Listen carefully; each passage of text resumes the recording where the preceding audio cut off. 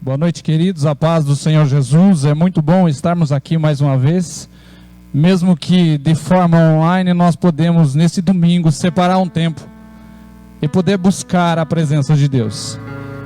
Eu acredito, queridos, que o nosso Deus é um Deus de longe, um Deus de perto. A Bíblia diz que Deus dá vitória ao seu povo onde quer que ele esteja. E nós cremos num Deus onipresente que está comigo aqui, está com você aí, assentado onde você está, na sua casa. E nessa noite que nos reunimos, mesmo que de forma virtual, para buscar a sua face, eu acredito que Deus tem algo para a sua casa e para a sua vida. Nunca foi tão importante nós pensarmos no tempo em que nós gastamos, no que nós investimos o nosso tempo, o tempo que nós separamos para aquilo que realmente é importante. Talvez esse seja um tempo aonde remir o tempo, como a Bíblia diz, faça toda a diferença. E eu queria nessa noite trazer uma palavra ao seu coração, ao coração da Igreja de Cristo Jesus, a todo aquele que nos assiste nessa noite, de perto ou de longe, e dizer a você que Deus está nessa noite pronto para abençoar a sua vida e tocar a sua vida e tocar a sua família.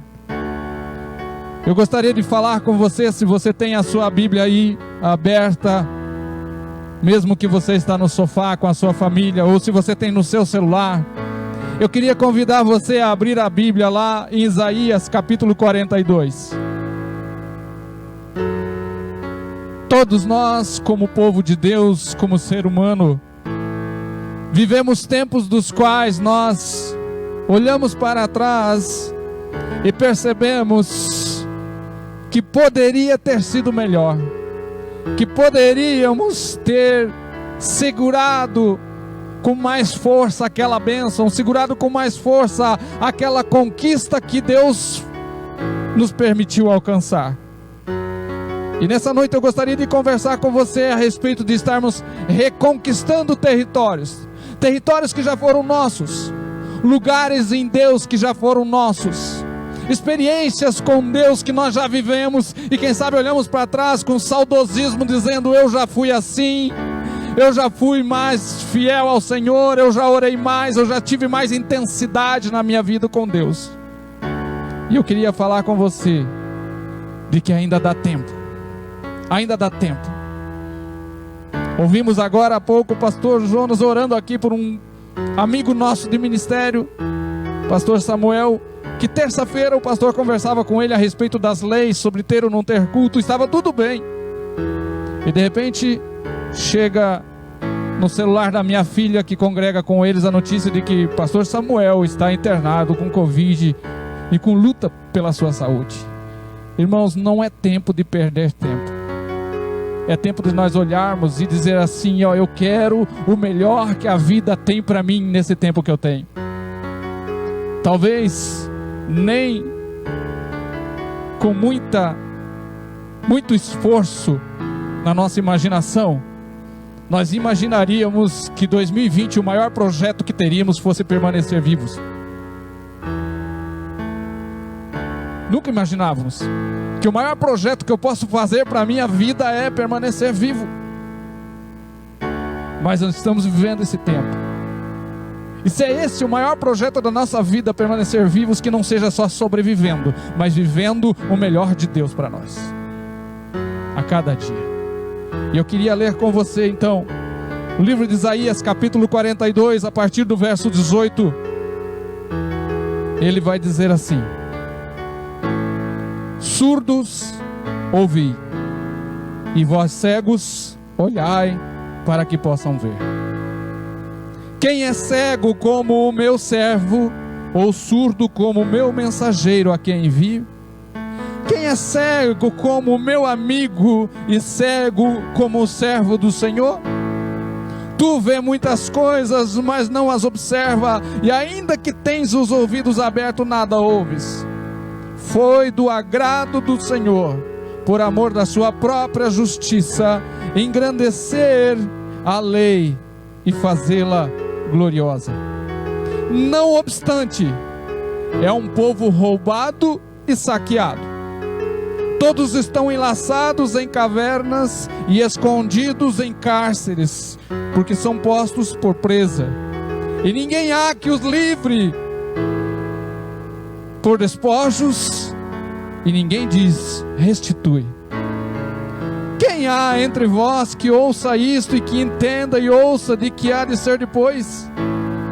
Quem foi que entregou Jacó ao despojo e Israel aos roubadores?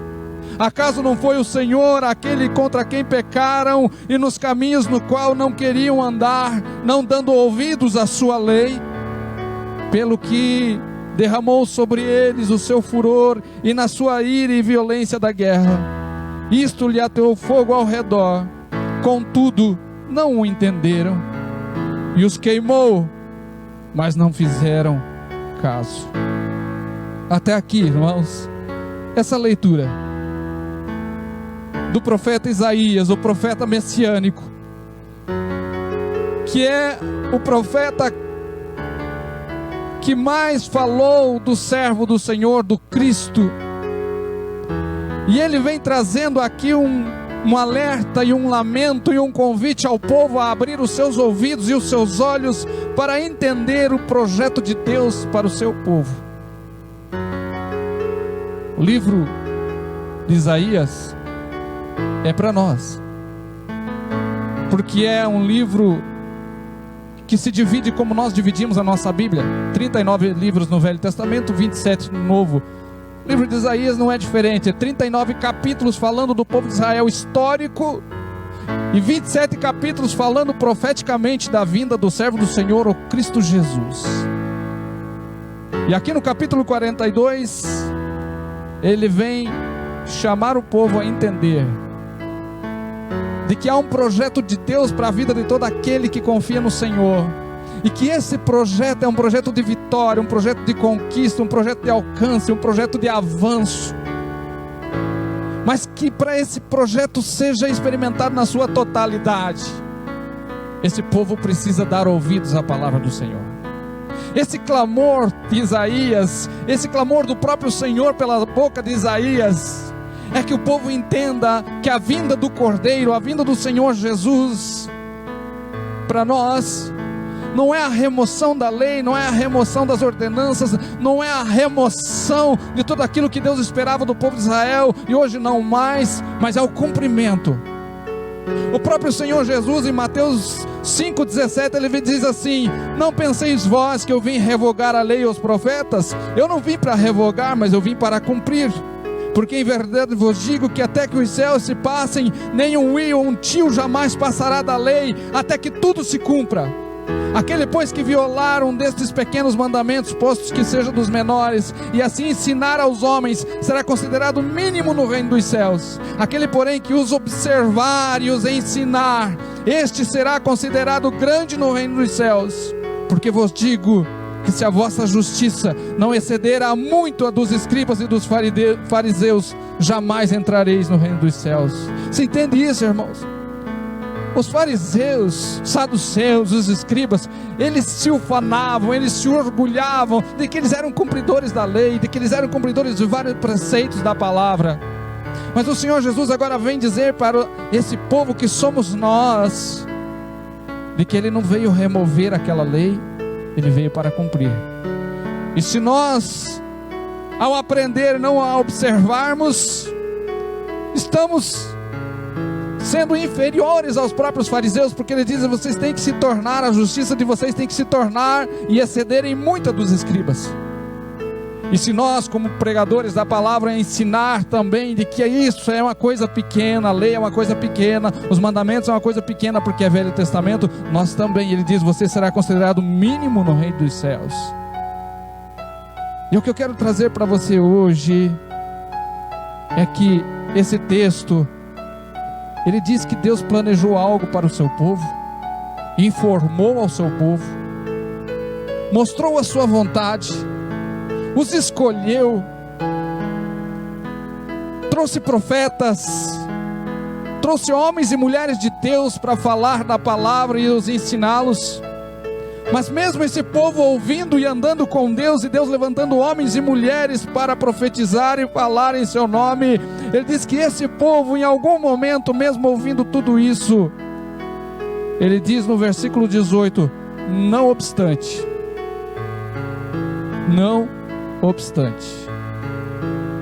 versículo 22, não obstante, é um povo roubado e saqueado.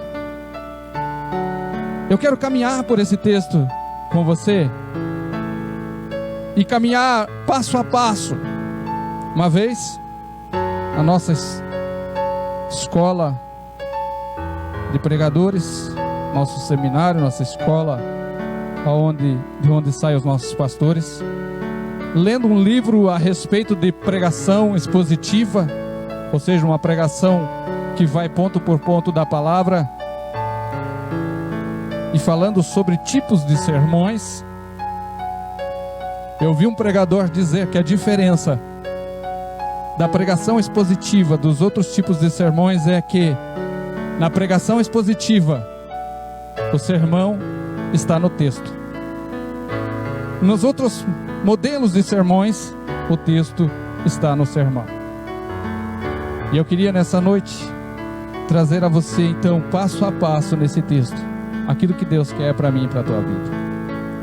A primeira coisa que nós queremos olhar é que no versículo 18 há um convite dizendo: surdo ouvis, cego olhais. Um convite para que se perceba Cristo, para que se perceba o Senhor, para que se perceba o propósito que o Senhor trouxe o Filho de Deus. Verso 21 diz: foi do agrado do Senhor, por amor da sua própria justiça, engrandecer a lei e fazê-la gloriosa. Esse convite para que se perceba esse projeto de Deus na minha e na tua vida, é para que a gente não perca algumas coisas que no decorrer da vida cristã a gente perde. Porque no decorrer da vida cristã a gente vai se tornando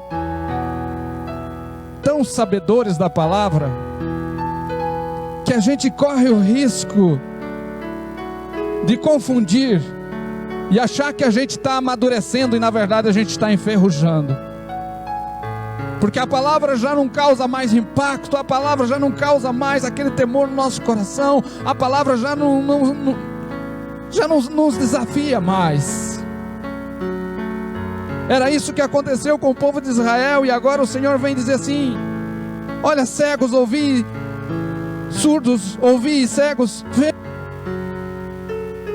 E é interessante que, se você olhar no capítulo 42, do verso 1 ao 4, esse era o propósito do Cristo, principalmente na sua forma de operar. Se você olhar, diz assim: eis aqui o meu servo, a quem eu sustenho, o meu escolhido, em quem minha alma se compraz.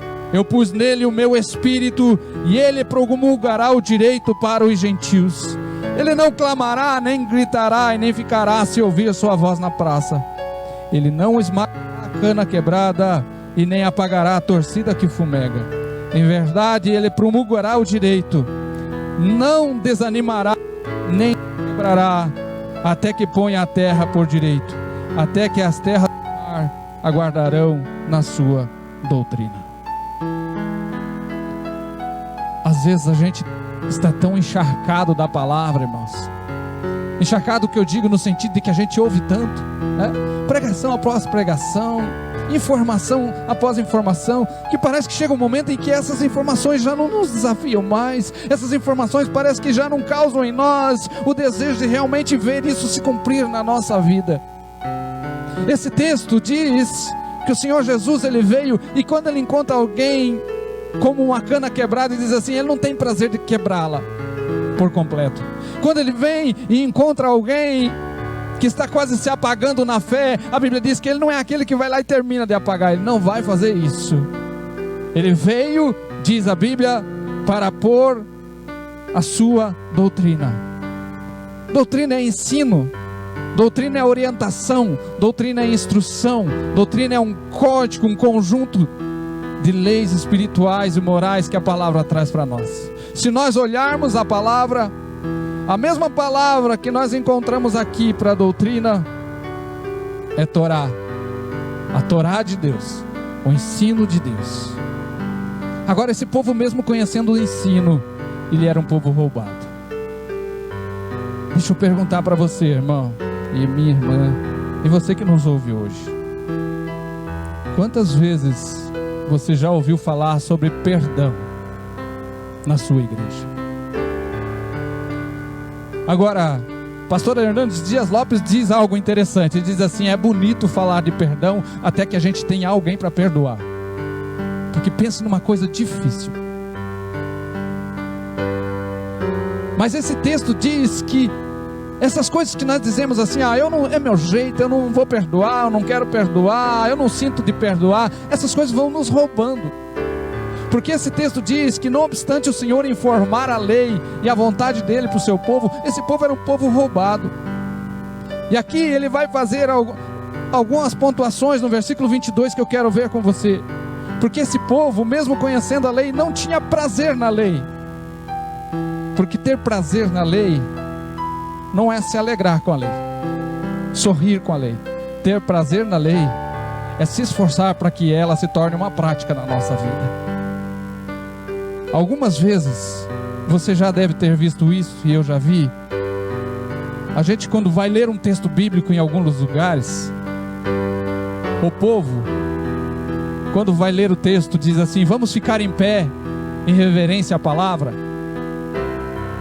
E irmãos, reverência à palavra não é ficar de pé enquanto alguém lê um texto. Reverência à palavra é obedecê-la e tentar por ela a se cumprir na nossa vida. De que adianta quando eu abrir um texto aqui, ler para você, você ficar de pé enquanto está participando de um culto, mas esse texto não transforma você, não te desafia a transformação, não te desafia a mudança, não te desafia a vencer o teu eu, a tua carne.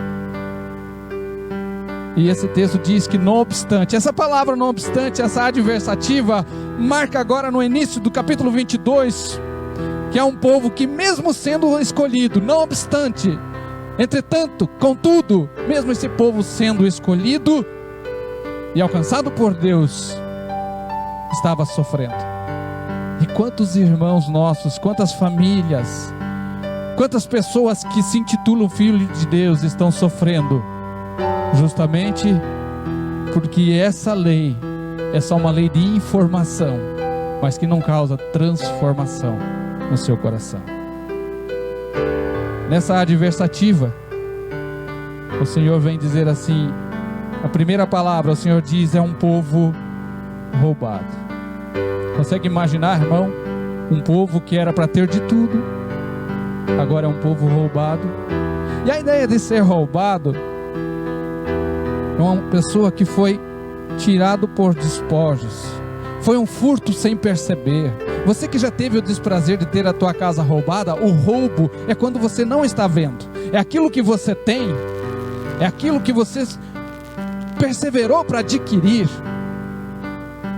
Quando nós falamos de bens na tua casa, né, eu tive a oportunidade de, certa vez, estar com uma família que foi roubada. Entraram lá e roubaram, tiraram o que eles tinham. E como é triste a pessoa olhar para aquilo que ela se esforçou para ter, aquilo que ela se esforçou para adquirir, e daqui a pouco vem ali e lhe rouba, alguém lhe rouba. E esse texto diz que, apesar do povo ser um povo escolhido por Deus, era um povo que estava sendo roubado. E talvez você nessa noite é alguém que está sendo roubado. Talvez não está sendo roubado nas tuas coisas materiais, não, mas você pode olhar para trás e dizer assim: na minha vida espiritual eu já fui alguém mais intenso. E o diabo vem e começa a roubar a alegria do teu coração. O diabo vem e começa a roubar a empolgação do teu coração. Porque se antigamente a gente olhava para as igrejas cristãs e parece que o esforço do diabo era tirar as pessoas da igreja, agora ele não faz mais isso. Ele quer esfriar a pessoa dentro da igreja mesmo, porque daí a pessoa pensa que tem algo que ela já não tem mais. O diabo já lhe roubou.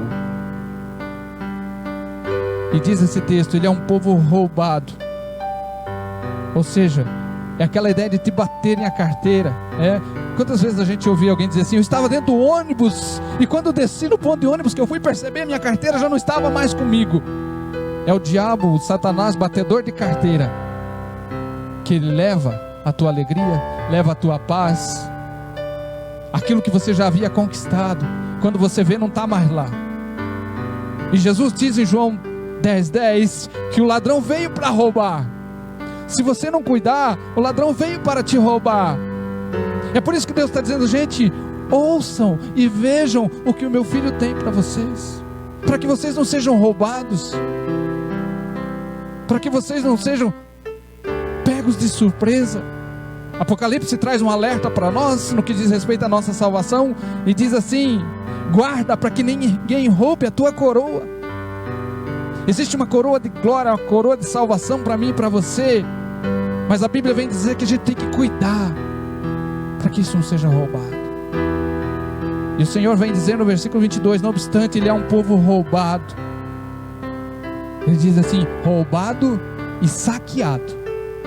Agora, se o roubo é aquilo que é pego de você sem você perceber, se o roubo é aquilo que tiram de você a hora que você não está lá, que quando você vai ver não está mais no lugar, você sai da tua casa, volta, quando vê não está lá mais na tua casa, você está na tua vida espiritual com Deus, você está bem, você está animado, você está feliz, você está aleluiado, mas de repente, quando você olha, cadê aquela glória? Esse é o roubo. Mas se o roubo é aquilo que você não percebe, o saque é aquilo que te tira uma força, aquilo que você se esforçou para ter, aquilo que se esforçou para adquirir, aí vem e é saqueado. É aquilo que tem tirado as tuas forças. Sabe aquilo que rouba as tuas forças? O teu ânimo. A Bíblia diz que nós precisamos nos animar no Senhor, nos reanimar no Senhor. E ele continua dizendo que esse povo, além de ser roubado e saqueado, ou seja, um povo que é tirado como espólio aquilo, os bens que ele tem, a força, ele diz: esse povo é um povo que está enlaçado em caverna e escondido em cárceres. Meu Deus, irmãos, como é fácil nós estarmos na terra prometida, e ao invés de nós estarmos desfrutando de leite e mel, nós estarmos desfrutando do absinto da terra, do amargo da terra. O povo de Israel havia entrado já em Canaã e continuava sem desfrutar do leite e do mel. E como é fácil, se nós não nos apercebemos da palavra, nós entrarmos numa vida com Deus, e daqui a pouco nós não estamos vivendo o que Deus tem para nós. E nessa noite eu quero te chamar e te convidar a reconquistar esses territórios. Se enquanto eu estiver ministrando aqui, você começar a lembrar de coisas na tua vida que você jamais imaginaria que você perderia, mas quando você vê, foi embora, eu quero dizer assim: dá tempo de reconquistar. Porque esse texto diz: esse povo está enlaçado em cavernas, ou seja, caíram numa armadilha, caíram num buraco.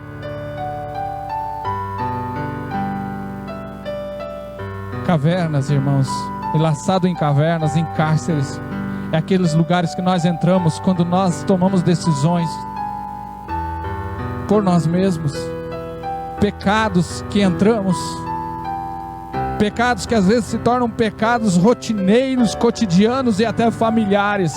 Conversávamos com o pastor Jonas hoje, falávamos que parece que tem demônios que até se tornam membros da família, porque parece que a pessoa já não quer mais nem ser liberta dele mais. Pecados às vezes que se tornam tão simples para nós: murmuração, fofoca, altivez, orgulho, tudo isso a palavra abomina. Mas às vezes vai ficando dentro de nós, e nós vamos, em vez de amadurecer, nós vamos enferrujando na fé, e isso vai ficando em nós, e o nosso coração começa a se tornar duro, insensível, e enlaçar-se em cair numa caverna. Eu tenho uma história interessante aqui.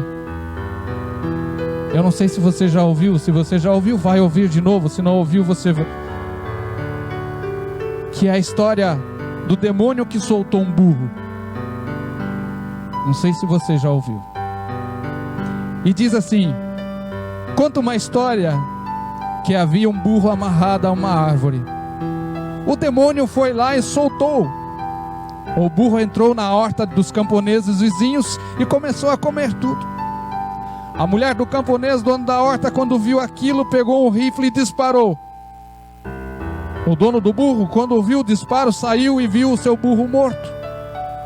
Ficou enraivecido. Também pegou o seu rifle e atirou contra a mulher do camponês. Ao voltar para casa, o camponês, ao encontrar a sua mulher morta, matou o dono do burro. Os filhos do dono do burro, ao ver o pai morto, queimaram toda a fazenda do camponês. O camponês, em represália, matou todos aqueles filhos. Aí perguntaram ao demônio o que ele havia feito com tudo aquilo. Ele diz assim: eu não fiz nada, eu só soltei o burro. O que eu quero dizer com isso? O diabo não precisa de muitas coisas para roubar de nós e nos colocar em cavernas. Ele só precisa de nos colocar no caminho paralelo ao plano de Deus. Quando esse texto diz que nós somos colocados em cárceres, tem cárceres que nós mesmos entramos. Quantas pessoas com o coração amargurado, falta de perdão travando a sua vida espiritual. O apóstolo Paulo, em 2 Coríntios, quando ele vai aconselhar aquela igreja a liberar perdão a um rapaz, que em 1 Coríntios capítulo 5, ele diz assim: olha, tem acontecido dentro desse povo, da igreja, pecados que é pior do que lá fora, de haver quem possua e se envolva com a sua própria madrasta, com a mulher do seu pai. E ele manda em 1 Coríntios que essa pessoa seja afastada, seja tirada, seja tratada, curada. Só que em 2 Coríntios, a igreja de Coríntios havia feito isso, havia obedecido à voz do apóstolo e havia tratado com aquele moço. Só que agora eles trataram de tal jeito que ele não tinha mais como voltar, não deixavam mais ele voltar. Ele diz assim: ei, agora é hora de restaurar ele, traz ele, perdoa ele. E daí ele diz uma palavra que é extraordinária para nós que temos dificuldade com perdão, porque ele diz assim: a quem vocês perdoarem, eu também perdoo, para que Satanás não leve vantagem sobre nós, porque a falta de perdão faz Satanás levar vantagem sobre nós. Talvez nessa noite você lembre de alguém que você está com o seu coração travado aí e diz assim: eu não esqueço aquilo que me fizeram e eu não perdoo. Não liberar perdão é não ter autoridade nem para orar o Pai Nosso, porque na oração do Pai Nosso tem uma frase que diz assim: perdoa as minhas ofensas, assim como eu perdoo a quem tem me ofendido. Como eu posso orar o Pai Nosso dizendo: Senhor, perdoa as minhas ofensas, os meus pecados, assim como eu perdoo quem pecou contra mim, se eu digo eu não perdoo, eu não libero perdão? É meu direito, é seu direito, mas daí você fica numa caverna, dentro do reino de Deus, dentro da igreja, talvez com ministério, mas em cavernas, em cárceres da alma. Salmo 142, verso 6 do salmista diz assim: Senhor, tira a minha alma do cárcere para que eu veja o bem. Porque uma pessoa com a alma no cárcere, encarcerada, travada pela falta de perdão, o bem vem e ela não vê. As coisas boas estão para acontecer na sua vida, mas ela nem percebe, porque o seu coração está travado. Esse é o cárcere que o Senhor diz aqui: olha, esse povo que era para ter prazer na minha lei, ele está sendo posto por presa, está sendo posto em caverna, escondidos em cárcere.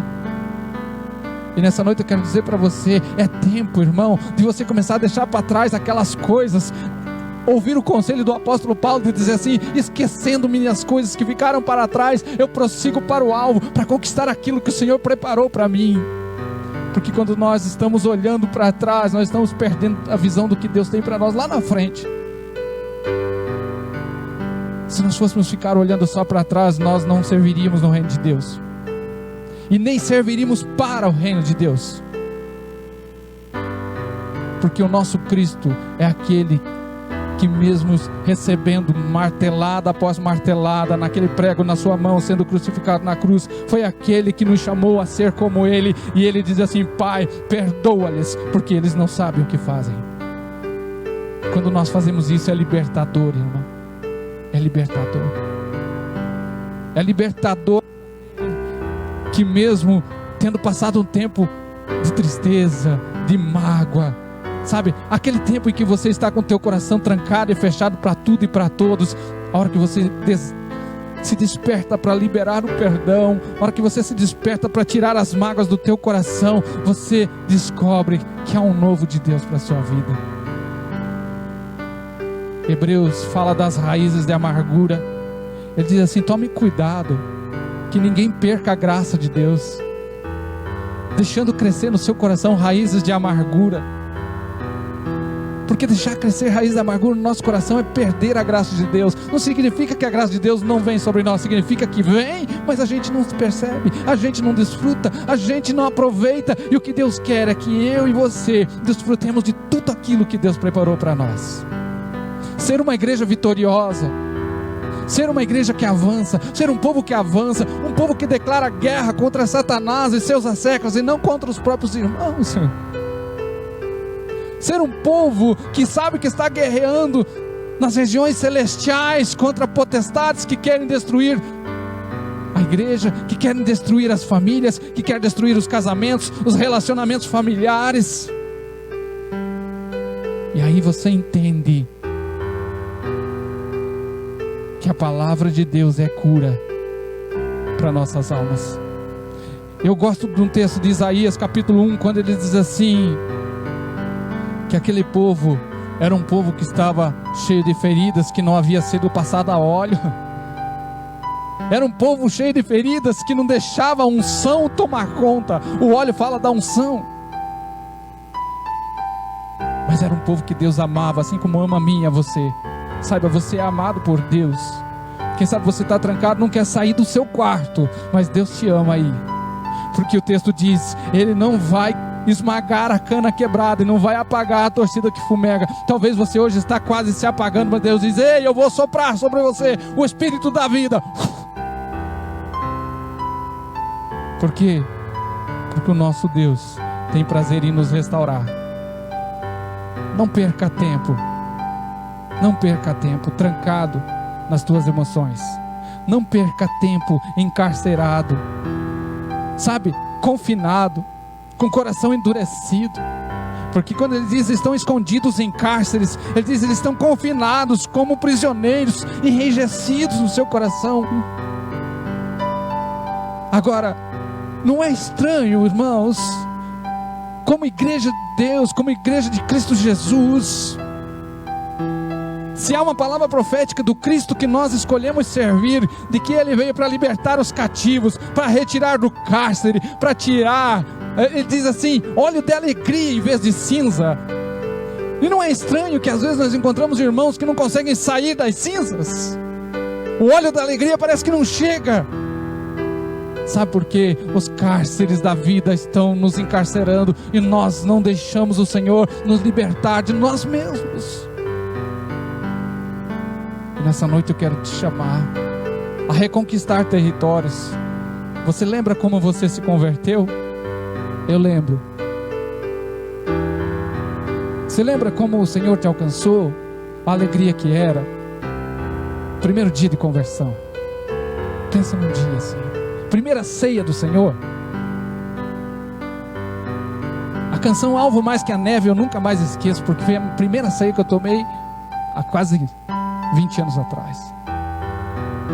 Naquele dia a gente decidiu assim, eu vou ser fervoroso, eu vou amar o Senhor de todas as forças, tudo que Ele quiser de mim eu vou fazer, e tudo que Ele quiser mudar em mim eu vou deixar. Mas daí nós vamos passando o tempo, a gente vai se tornando maduro, né, irmão? E a gente vê que algumas coisas não são bem assim, e daqui a pouco aqueles meninos dependentes de Deus agora são maduros,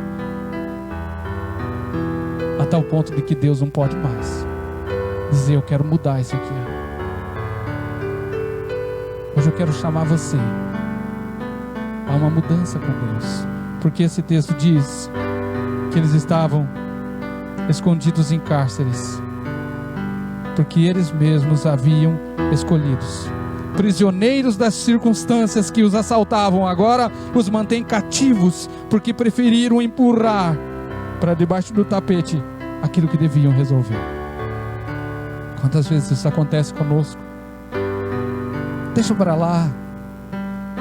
Sabe, eu não sei se você já ouviu uma frase: mais tem Deus para dar que o diabo para tirar.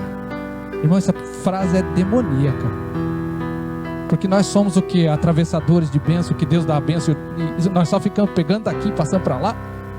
Porque Deus tem para dar, então só porque aqui a fonte é infinita, nós não retemos a fonte, porque mais tem Deus para dar do que o diabo para tirar. Então em algum momento pode ser que talvez, quem sabe, fique algo em minhas mãos. Não, irmão, tudo que Deus te dá para você é para você.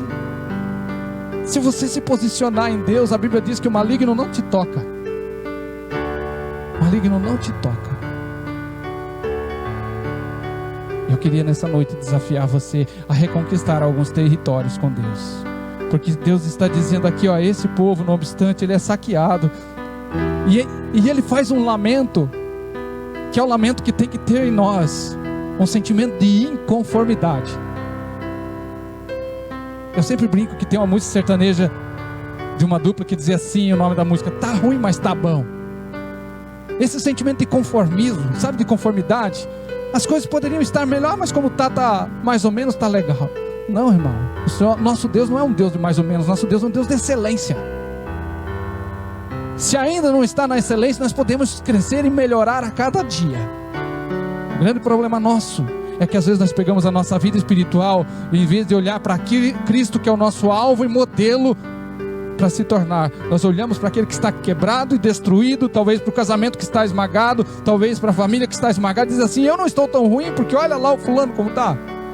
E nós pegamos e comparamos a nossa condição com a condição do pior, sendo que o Senhor nos chamou para olhar para o melhor, olhando para Cristo, autor e consumador da vossa fé. Ele é o nosso modelo, Ele é o nosso alvo. E quando esse texto vai dizer assim: eles são postos por presa, saqueados e roubados, daí o texto diz assim: e ninguém há que diga restitui. Porque é isso que nós precisamos fazer. Olhar para a nossa história, olhar para a nossa vida espiritual, olhar para aquilo que nós já tivemos e já vivemos, a unção que já desfrutamos, milagres que já vimos, experiências com Deus, experiências com o Espírito Santo, experiências no reino de Deus que você já viveu, e dizer: Senhor, restitui, Senhor, eu quero de volta, Senhor. Eu passei por alguns vales, eu passei por algumas circunstâncias que me tiraram, Senhor, isso, me foi roubado isso, Senhor, mas eu quero restituição disso. Eu quero viver de novo, Senhor. Davi, quando caiu em pecado, Davi quando adulterou, e ele viu que estava indo embora aquilo que ele vivia com Deus. Pensa num cidadão de autoridade, pastor Jonas. Você já imaginou, você que é levita e canta aqui, você já imaginou você expulsar demônio cantando, tocando violão? Só pegar o violão, começar a tocar, o demônio ter que sair? Esse era Davi. Saul ficava possesso, ele pegava a harpa e começava: o Senhor é o meu pastor e nada me falta. E a Bíblia diz: e o demônio ia embora. Aí em algum momento esse cara está num lugar que não deveria estar, ou deixa de estar onde deveria, porque a Bíblia diz que no ano em que os reis iam à guerra, Davi ficou em casa, ou seja, ele não foi aonde deveria estar.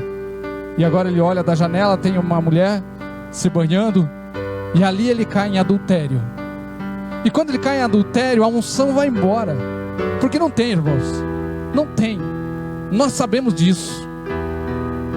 Ou nós estamos buscando cada vez mais o Senhor e começamos a experimentar que há uma graça de Deus sobre a nossa vida naquilo que fazemos, ou chega uma hora que parece que fazemos por fazer só. E a unção começa a ir embora de Davi, e vem uma repreensão de Natã sobre ele, e ele chega para Deus e diz: Senhor, restitui, Senhor, a alegria da tua salvação. Já aconteceu contigo, você que está na casa, e parece que perder a alegria da tua salvação? Parece que a salvação que era tão importante para você e para a tua casa, em algum momento é algo rotineiro, corriqueiro, e que se você cair em pecado, se você tiver que ir embora, largar a esposa, largar o marido, largar a família, perder tudo que tinha, não tem problema. O valor da salvação parece que diminuiu e muito na tua caminhada. Aconteceu com Davi, mas ele chega e diz assim: Senhor, restitui, Senhor, a alegria da salvação. E esse texto diz, quando nós olhamos Isaías 42, ele diz: esse povo roubado, saqueado, escondido em cárceres, ninguém se apercebe e pede restituição. Eles não buscam aquilo que se perdeu, eles não vão atrás daquilo que lhes foi tirado, e porque não vão atrás, eles não recuperam, eles não reconquistam. E nessa noite eu quero chamar você a reconquistar aquilo que porventura possa ter sido roubado de você. Povo de Israel, para concluir com você, o povo de Israel está, porque Deus havia dito a Abraão: Abraão, o teu povo vai ir ao Egito e lá ficará 400 anos. Quantos anos? 400 anos. Mas daí a Bíblia vai nos informar de que esse povo ficou lá 430 anos. Quem aqui, que está aqui na igreja aqui hoje, tem menos de 30 anos? Até o pastor João quase quis levantar a mão. Mas olha só, esse nosso Deus que é meticuloso, detalhista, que disse ao povo: vocês vão ficar lá cativos 400 anos, depois eu vou tirar vocês de lá, é um tempo. Agora o texto diz que eles ficaram 430. A pergunta que eu sempre faço é: por que Deus deu mais 30 anos para eles? Por que ficaram mais 30? E a conversa de Deus com Moisés, em Êxodo 3, responde: porque foi só quando estava fechando 430 anos, é que esse povo começou a orar e clamar ao Senhor, dizer: Senhor, nos liberta, Senhor, nos tire daqui, Senhor, nos resgata, Senhor, vem, Senhor, nos tirar deste lugar. Aí Deus diz assim: eu ouvi o clamor do meu povo, Moisés, e por isso eu estou mandando você lá. Porque o povo diz: não queremos mais essa vida, Senhor, vem tirar a gente daqui. E eu quero convidar você que está me ouvindo nessa noite a fazer como esse povo. Talvez você está há mais tempo do que deveria no cárcere, porque você não diz: Senhor, me tire daqui, me resgata daqui, Senhor. Mas quando você clama por resgate, assim como Deus levantou Moisés, a presença de Deus vai te tirar daí, em nome de Jesus. Nessa noite eu queria orar com você, porque esse texto termina dizendo que foi o próprio Senhor que os colocou lá, porque desobedeceram. Mas Deus diz assim: eu quero tirar eles de lá, eu quero tirar eles de lá. E eu queria concluir dizendo que reconquistar esses territórios, resgatar aquilo que foi perdido, demanda alguns posicionamentos. Primeiro posicionamento: sentimento de inconformidade, como eu já falei. Você tem que estar inconformado. Diz: como é que pode uma pessoa que lia a palavra todo dia, agora eu não consigo pegar na Bíblia a não ser no culto? Como é que pode uma pessoa que tinha prazer em orar todo dia, agora quando eu vou orar me dá um sono, meu Deus? Porque você vai assistir Netflix, não dá sono. Você vai orar, dá sono. Porque é batalha espiritual. Você já teve sono indo no mercado? Claro que não. Mas quando vem para a igreja dá sono. Porque é batalha espiritual. Nós precisamos entender que estamos numa guerra. O diabo não vai estar nem aí se você vai comprar arroz e feijão, mas ele está muito preocupado se você vai buscar a face de Deus e cada dia se tornar mais parecido com Ele, mais parecido com o Senhor. Primeiro sentimento para reconquistar os territórios: inconformidade, sentimento de que algo precisa ser mudado. Segunda coisa, demanda se sentir lesado, discernir de que foi roubado e lutar por restituição. Porque se você olhar e dizer assim: ah, foi embora, mas Deus tem mais para dar. Não. Deus quer trazer de volta aquilo que se perdeu. Deus quer trazer o ânimo, Deus quer trazer as forças, Deus quer trazer aquele gozo na alma. Sabe aquele salmo: alegrei-me quando me disseram, vamos à casa do Senhor? Agora, quantos chegam no domingo e ficam olhando: meu Deus, o filme não acabou ainda e eu tenho que ir para a igreja? Agora a igreja já não é mais um prazer. É para ir, porque é para ir. Se tornou algo da nossa rotina e agenda. Não. É se sentir lesado espiritualmente e dizer assim: eu já fui melhor e eu posso ser melhor. Demanda uma investida contra o adversário ou as circunstâncias que está te saqueando. Irmão, deixa eu te dizer uma coisa: não existe muro. Não existe muro dos indecisos na batalha espiritual. Não, eu não estou batalhando muito em oração, mas também não estou do lado de cá. Não tem muro. Ou você está batalhando para ir para frente, ou você está andando para trás na tua vida espiritual. Demanda você entender isso, você entender, tem algumas circunstâncias na minha vida que estão acontecendo que precisam ser mudadas. E demanda, em última coisa, investimento de tempo, oração, jejum e vida com Deus. Quantas pessoas dizem assim, segunda-feira eu vou começar um regime. Nunca começa, sempre fica para segunda. O domingo é o dia de comer bastante, então o regime sempre começa na segunda, mas nunca começa também. Mas as pessoas fazem um propósito de regime e elas passam fome no regime. Ficam sem comer, sem propósito nenhum. Mas faça você um propósito de jejum. Vira e mexe, quando você vê, você já comeu. Meu Deus, que pequei, quebrei o jejum. Porque é batalha espiritual. Mas faça um propósito: jejum, oração, vida com Deus. Quer que as coisas mudem? Mudem. Seja você a mudança. Seja você um dos ingredientes da mudança. É isso que eu trouxe para você nessa noite. Deus quer trazer algo novo para a sua igreja. Nós conversávamos com o pastor Jonas hoje, falando de um sonho de uma igreja cheia da glória, cheia do fogo, cheia do poder de Deus. Um tempo onde nós possamos, queridos, se estamos vivendo os últimos tempos, não sabemos. As coisas estão acontecendo e apontando para isso, mas Jesus mesmo falava, eu não sei o tempo, só o Pai. Mas brinca o Cláudio Duarte que a gente deve viver todo dia como se fosse o último, e um dia a gente acerta. Mas eu fico olhando essas situações que nós estamos vivendo nos últimos dias, e eu fico dizendo, meu Deus, não é tempo de perder tempo. Eu queria orar com você que tem perdido tempo com mágoas, tristezas, decepções, falta de perdão. Tem perdido tempo talvez de estar com Deus, de buscar a Deus. A moeda mais preciosa dessa nossa atualidade é o tempo. Se você perder R$1.000 hoje, você recupera ele em algum momento. Se você perder o valor que for, você recupera ele. Agora, tempo, o que você perder aqui é irrecuperável. É por isso que buscar a face de Deus ainda é o melhor investimento de um filho de Deus. Eu queria que você orasse comigo nessa hora. Eu queria que você pensasse e colocasse no seu coração. Existe algo que você olha para trás, você diz assim, meu Deus, eu preciso de restituição nisso aqui.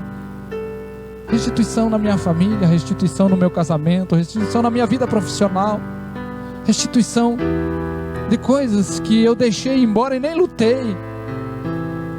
Eu não perseverei para que as coisas voltassem a ser como eram. E eu queria orar com você e dizer para você, Deus diz assim, esse povo é roubado, despojado, saqueado, e não há ninguém que diga restitui. Ou seja, ninguém reclama, então continua sendo roubado. Mas nessa noite eu quero dizer para você, chega de Satanás roubar a sua casa, a sua alegria, o teu relacionamento familiar, roubar aquilo que você tinha com um amigo, com uma amiga, e de repente dizer, aconteceu tal coisa, a gente não se fala há tanto tempo. Será que vai dar tempo de vocês voltarem a se falar, se você ficar trancado nessa falta de perdão? Aconteceu tal coisa, e eu não quero, por enquanto eu ainda não quero falar com fulano.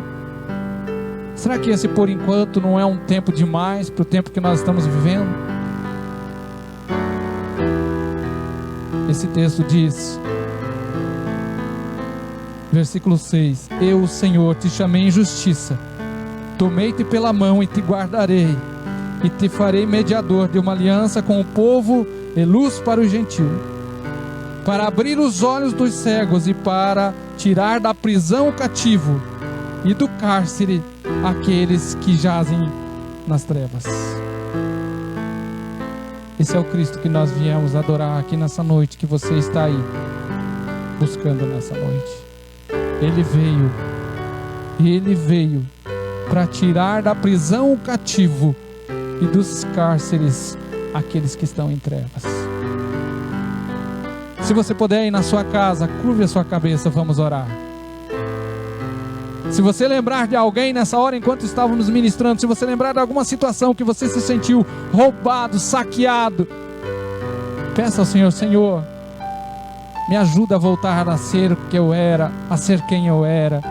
Me ajude a voltar, Senhor, a ter aquela empolgação que eu já tive. Se há alguma situação com alguém que você precisa consertar, não espere. Não espere.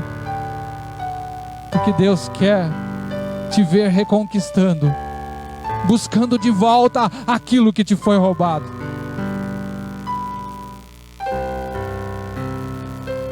Davi, quando está morando em um país estrangeiro, quando ele vai para a guerra, a sua casa é saqueada. Enquanto ele está indo para a guerra de um lado, do outro lado o inimigo vem, Ziclag, e leva a sua família, despojos, leva todos. Quando ele volta, os seus próprios homens querem matá-lo. Choram até não poder mais, porque tudo foi levado, tudo foi saqueado. Aí ele vai para os pés do Senhor e diz: Senhor, devo eu lutar por aquilo que já foi embora, por aquilo que já foi retirado de mim? Eu vou conseguir, Senhor. E o Senhor diz assim: vai, porque você vai trazer tudo de volta. E a Bíblia diz que Davi vai com aqueles homens que já estavam cansados, mas a Bíblia diz: tudo ele trouxe de volta, nada ficou para trás. Nosso Deus não quer me ver perdendo e não quer te ver perdendo. O caminho com Deus é um caminho de conquista, de vitória. Podemos passar por lutas, podemos, mas o Senhor quer nos dar vitória em todas elas. E nessa noite eu quero orar com você e por você, que porventura, olhando para trás, perceba que algumas coisas o inimigo veio e roubou de você. Roubou a alegria, roubou o ânimo, roubou a disposição. Nessa noite queremos declarar: Senhor, restitui, Senhor. Pai, em nome de Jesus, nós colocamos o teu povo, a tua igreja diante de ti, e te pedimos, Senhor, em nome de Jesus, que aquilo, Senhor, que nos foi roubado, aquilo que nos foi saqueado, aquilo que foi tirado do teu povo, Senhor, aquilo que a igreja primitiva tinha, Senhor, e nos foi roubado, aquilo que a igreja primitiva tinha, o levanta e anda, que nos foi roubado, restitui, Senhor. Aquilo, Senhor, que foi tirado do teu povo como família, Senhor, restitui nesta noite. Aquilo que foi tirado deste homem, desta mulher, Senhor, e que era parte do teu plano, parte do teu projeto, algo que foi uma bênção do Senhor sobre ele, sobre ela, mas que de alguma forma, em algum momento, Senhor, o inimigo roubou, tirou, Senhor, saqueou essa casa. Nessa noite nós declaramos restituição, Senhor. E se alguém, Senhor, nessa noite está encarcerado na alma, com os sentimentos presos, com o coração travado, Senhor, por falta de perdão, por desânimo, Senhor, por mágoas, nessa noite, Pai, nós te pedimos, vem com teu óleo, vai tocando essa vida, em nome de Jesus. E assim como a tua palavra vem nos dizer que o Senhor veio para dar liberdade aos cativos, que nessa noite o Senhor liberte essa alma, que o Senhor liberte esse coração, e que haja cura, e que haja cura, e que haja cura, e que haja cura do Senhor, porque a tua igreja, Senhor, está num tempo, Senhor, de buscar as ovelhas perdidas, e não de ficarmos lutando com ovelhas escondidas. Em nome de Jesus, nos ajuda, Senhor, a curar aquelas que estão escondidas, e nos ajuda a buscar para a salvação aquelas que estão perdidas. Que o óleo, o bálsamo do Senhor venha sobre o teu povo, venha sobre a tua igreja, em nome de Jesus. Amém.